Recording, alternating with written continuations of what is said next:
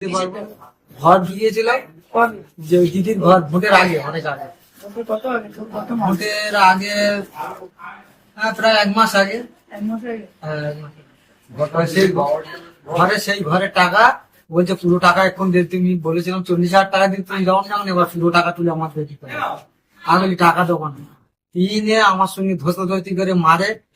ওই বাজার হাটের জন্য হাট বাজছিল, বাজারে যেতে বলেছিলাম, যায়নি। তা ওই নিয়ে অশান্তি করে ভাত খাইনি, রাগারাগি করে চলে যাচ্ছিলো, পেইলে চলে আসছিলো। আমি 5 মেয়ে ধরেছি, ধরে উনি আমার নেড়ানিড়ি করে মারতে আসতেছে। আমার ভাইপো ছিল, ভাইপোকে থাকাতে গেছে, ব্যাগটা কেড়ে নিতে গেছে, ভাইপোরও ঠেলে ফেলে দিয়ে ওই হাতের কজা হটে গেছে, হাত ধরে এমন করে টানাটানি করেছে।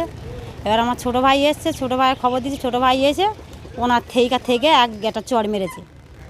চোর মারতে ওর নাকে কি কোথাও আংটি টাংটি ছিল, হয়তো নাকে লেগে ওই রক্ত বেরিয়েছে একটু। কিন্তু আপনার স্বামী অভিযোগ করছে বিজেপি করেছে বলে তৃণমূলরা মেরেছে।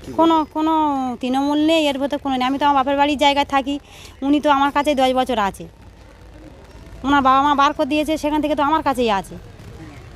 না, এর ভেতরে রাজনীতি কোনো নয়। স্বামী স্ত্রী অশান্তি? হ্যাঁ। কি নাম আপনার? তপতি নস্কর। আপনার স্বামীর কি নাম? জয়দেব নস্কর। কি নিয়ে অশান্তি হলো? আপনার হাত কিভাবে ভেঙে গেল? অশান্তি বলতে এখন পিছনে ঝগড়াঝাটি হচ্ছিল। আমি বাড়ির পাশ দিয়ে, ওনাদের বাড়ির পাশ দিয়ে পঞ্চায়েত বাইক নিয়ে যাচ্ছিলাম। আর শোনার পরে পিসিতে বাড়ি গেছি, যাওয়ার পর দেখছি যে মানে হাতাহাতি হচ্ছে দুজনের মধ্যে। পিছনে চলে যাবে বলছে, ব্যাগ পত্র করে নিয়েছে। আমি ভালোভাবে পিছনেকে তোমার উঠোন থেকে ঘরের ভিতর নিয়ে কথাবার্তা বলছি, আমার ধাক্কা মেরে ছুটে চলে যাচ্ছিলো। সেটাতে আমি ওকে ধরেছি, ধরার পরে আবার হাতাহাতি করতে গিয়ে, ছাড়াছাড়ি করতে গিয়ে আমার হাতে লেগেছে, লাগার পরে যেখানে হাত ভেঙে গেছে।